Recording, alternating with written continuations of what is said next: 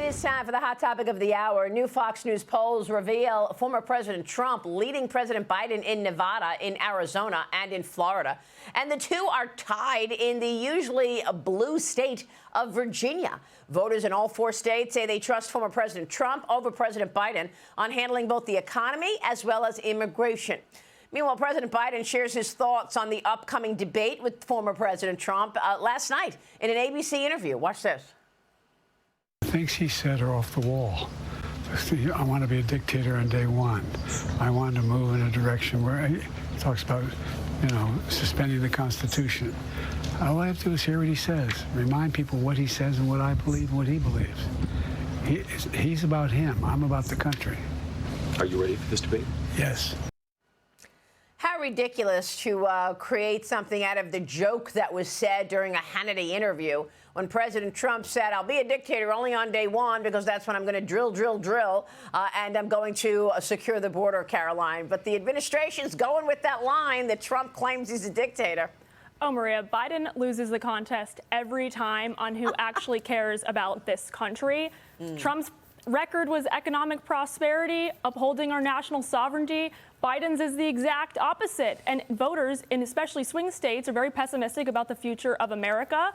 I think many of them would crave the mean tweets again. They would have that in exchange for a secure border and, our national sovereignty and cheap gas. So it's just a crock that, Biden can actually claim that he cared about the public when in reality they thrived under Trump. Right. I mean, Cheryl, why is it that no one pushes back on this ridiculous comment that he wants to be a dictator on day one? We all saw the interview. We know it was said in jest, and we know the point that Trump was making. But nobody pushes back on this president when he comes up with this misinformation. Because the media, the left-wing media, the left-wing media, is trying to really hang on and protect Joe Biden. We saw that in that David Muir interview that aired last night from France. And what I was so disappointed in was the way that Biden handled the interview. Because if you're supporting him, if you're on Team Biden, you're looking at him and saying, aren't you going to fight back at least for one question versus one-word answers, which he gave with regards to his son and pardons and all that other. But real quick, I want to bring up the issue of Virginia, because if you look at, Virginia is usually pretty blue, right? Yeah, right. What I found so fascinating about the Fox News poll in Virginia, 2/3 of those surveyed said they didn't care about Donald Trump's convictions. And that's good. We're not That's interesting, yeah. Right? And good point. Yeah. We're just barely out of that trial. He hasn't been sentenced yet, which is next month. And November's a long way away.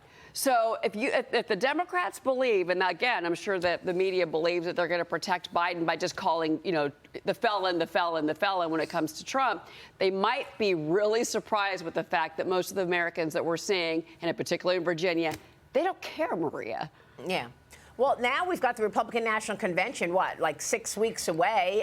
Former President Trump's campaign is picking up the pace in finding a potential running mate, starting to request vetting documents from the vice president's shortlist. Sources told me the names that keep coming up are North Dakota Governor Doug Burgum, Florida Senator Marco Rubio, Ohio Senator J.D. Vance. This is the shortlist. And, Caroline, I would add one more to the shortlist just based on my own conversations. And I think it's Ron DeSantis. I think President Trump is seriously considering Ron DeSantis, as well as this short list of senators and the governor of North Dakota. What do you make of this grouping, Caroline? And who do you think? J.D. Vance is getting high marks. Trump loves him. And Trump thinks he's going to give him a boost, not just in Ohio, but also in Pennsylvania. So that's a state, obviously, that Trump thinks he can win. But I wouldn't write off Ron DeSantis right now because Trump is thinking about it. Maria, that's a good point about Ron DeSantis. Obviously, they were rivals in the past, but I think President Trump has deep respect for Ron DeSantis in the way that he conducted his state, just leading it to freedom amid this blue wall of just, frankly, tyranny in the rest of this country. And I think they've made amends. But so the rule book with picking vice presidents, I think, has been thrown out with Trump, because typically when you pick your running mate, it's to be the attack dog for you. Trump is his own attack dog. He doesn't actually need that. And I think in the past, front runners, or rather, running mates were chosen to capture other demographics that the candidate could not capture on their own. I think Mike Pence did that with evangelicals and Yes. deep red America. But again, I think those rules have been suspended in this case, and Trump could surprise us with who he picks. I think J.D. Vance is very in line with his populist platform, and he also represents, the Rust Belt. If I had to make a bet right now, it would either be J.D. Vance or Ron DeSantis. And don't forget what Trump told me in my interview earlier in the year, in February, and I asked him, what is the criteria you're looking for your VP candidate? He said, that person needs to be able to get in on day one and be president, just in case anything happens. So that's what he said.